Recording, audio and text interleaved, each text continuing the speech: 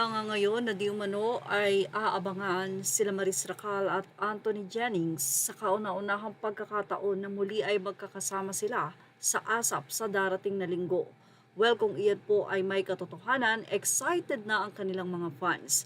Matapos ang nasabing kontrobersya ng pag-leak ng conversation nila Maris Racal at Anthony Jennings nitong mga nakaraang buwan na kung saan ay inilik ito ng girlfriend or ex-girlfriend ni Anthony, ay talaga namang sobrang nabash at nakondena ang dalawa.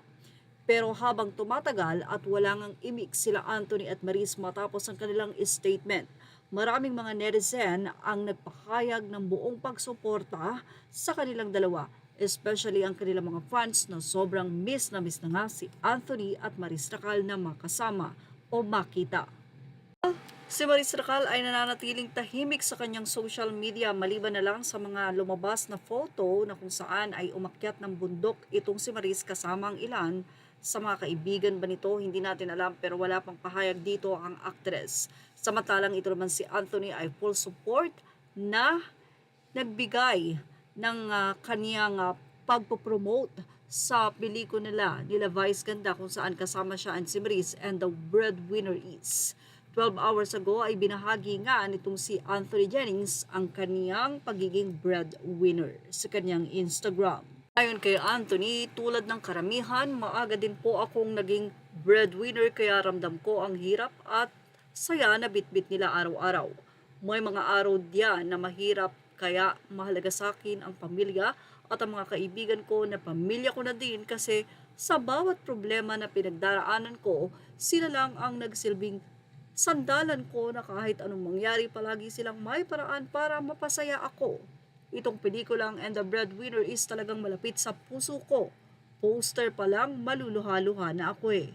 Ngayong Pasko, ito po ang aming pinakamalaking handog para sa inyo, sa mga breadwinner at sa bawat miyembro ng pamilyang Pilipino. Maligayang Pasko sa ating lahat at magkita-kita tayo sa mga sinihan ngayong Pasko. Maraming salamat po.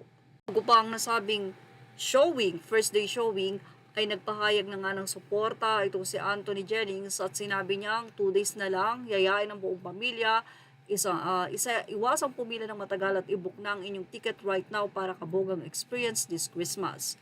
So yan nga ang pagbibigay ng suporta ni Anthony, hindi man sila nasilaya ni Maris Racal sa nasabi nga pong mga promotion at sa mga guesting nila kasama sila Vice Ganda dahil nga sa kontrobersya. Pero unti-unti nga ay mukhang bumabangon na muli itong si Anthony. At sa linggong darating, malalaman kung makikita nga ba ang love team ng Mathon sa nasabi nga pong ASAP natin to. Iyan na nga ang pinakihihintay ng marami. Yan ang ating Showbiz Snap update. Thank you for watching. Images are all credit to the rightful owners. Please like, share, and subscribe.